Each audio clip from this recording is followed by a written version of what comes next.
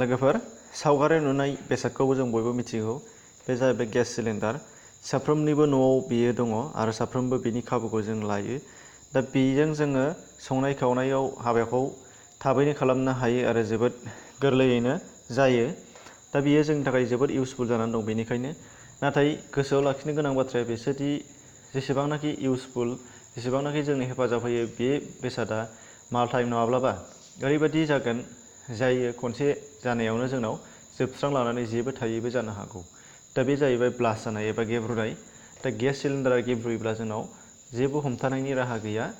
थाबैनो बियो फोजोबस्रांनो हायो दा बेनिखायनो जोङो गेस सिलिन्डारनिफ्राय सांग्रांथि जानांगौआ दङ दा बेनिखायनो गेस सिलिन्डारनिफ्राय माबोरै गेब्रुनायनिफ्राय माबोरै सांग्रांथि लानो हायो बेनि सोमोन्दै नोंथांमोननो आं बाहाय फोरमायनो आखायाव लानाय जाहैदों बे जाहैबाय गोबां बिथिंनि दङ बिनिनो फार्स्टआव नोंथांमोनहा नुनो मोनगोन गेस सिलिन्डारनि बैसो एबा गेस सिलिन्डारनि जायनाखि आयु बे आयुनि सोमोन्दै जोङो बेखौ मिथिनांगोन दा भिडिअखौ जागायनायनि सिगां नोंथांमोनखौ फंनैसो बाथ्रा बुंनो आखायाव लादों सोरबाफोरा जुदि गोदानबा चेनेलाव साबस्क्राइब खालामनानै ला नटिफिकेसनखौ बेल थुनानै होब्लानो जाबाय दा बेयाव गेस सिलिन्डारनि सायाव बेबादि मोनसे नाम्बार एबा अनजिमा दङ नोंथांमोना नुगासिनो दङ बाहाय B28 दङ दा बेबायदि B28आ जोंनि गेस सिलिन्डारनि आयु एबा एक्सपायरि डेटखौ जोंनो फोरमायो दा मोनफ्रोमबो बेसादानो आयु थायो हिसाबै बे गेस सिलिन्डाराबो आयु दङ माब्लाबा मोनसे समाव बेयो आयुआ जोबहैगोन आरो दा बेनिनो नैबादि नम्बराव लिरनानै होखायो नोंथांमोननि थाखाय नोंथांमोना बयबो नुनो मोनगोन बाहाय नोंथांमोननि गुबुन गुबुन जागोन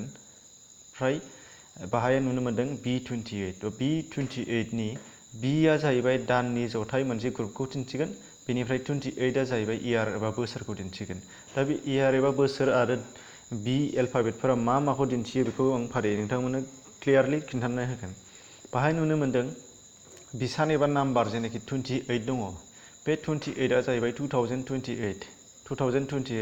मायथाइ अर्थात बे गेस सिलिन्डारा 2028आव जोबहैगोन नाथाय 2028नि बबे दानाव बेनि आयुआ जोबहैगोन बेखौ जों मिथिथ'आ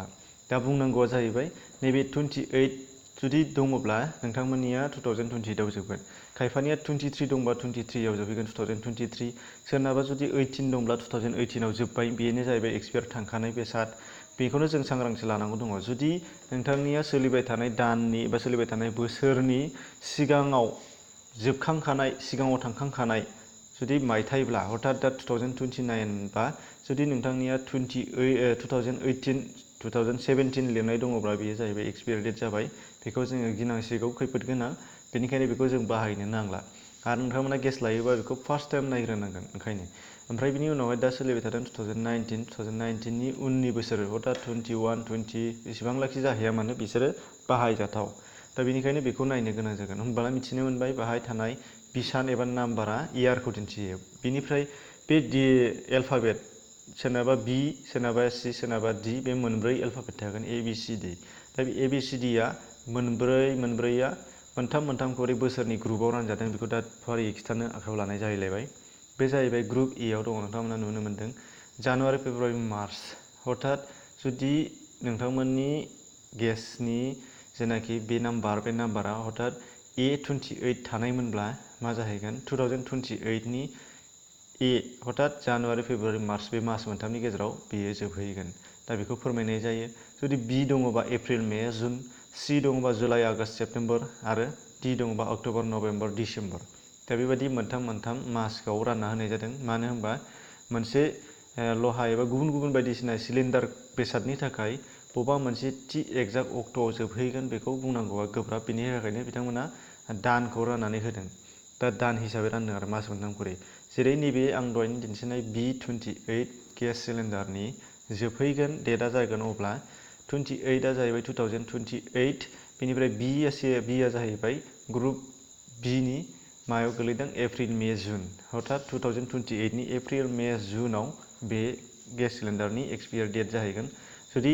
बेनि बारनानै जुदि बेखौ बाहायोबा बेयो खैफोद गोनां जागोन हथात सिलिन्डारा जामनानै गोबा जानाय एबा बेनि माखासे पार्ट्सफोरा दुरबल जालांनायनि चान्स थायो बेनि थाखायनो बेखौ जोङो सोलायनांगोन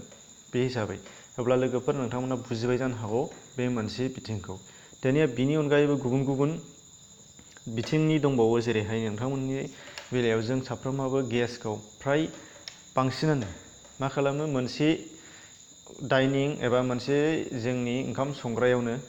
संग्रायावनो मोनसेयावनो बनजोंबो संगोन साखाथियावनो गेसबो दोनगोन अर्थात बनजों हास्लाबाबा गेसजों संनाय नैबेबायदि मोनसे बाथ्राया जोंनियाव सरासनस्रा मानसिफोरनियाव थायो दा बेखौ जोङो गारनांगोन मानो होनबा गेस सिलिन्डारनिफ्राय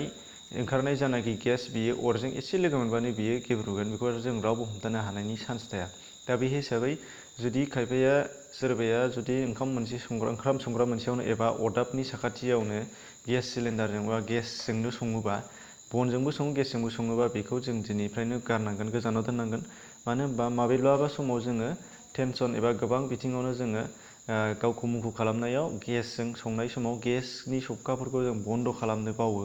बन्द' खालामनो बावोब्ला जोंना गेसा अलरेडि ओंखारलांना थाबाय थागोन हारसिंनो अपेनलि ओंखायनो बियो माब्लाबा अर लोगो मोनबा बे गेब्रुगोन फारसेथिं जाय गेसा माब्लाबा लिक जानानै थाखोमागोन जों मारिनाय एबा पेजआ लुज जानानै थागोन बे हिसाबै गेस ओंखारलांगोन आरो बेयावबो माब्लाबा जों मिथिस'वा जासे अर नांनाय लोगो लोगो बेयो गेब्रुनो हागौ दा बेबायदि माखासे बिथिंफोर थादेरनो हागौ आरो बेजों लोगोसे गोबां थानो हाबावगौ जेरै जोङो गेसनि जानाखि सौखा बेफोरखौ जोङो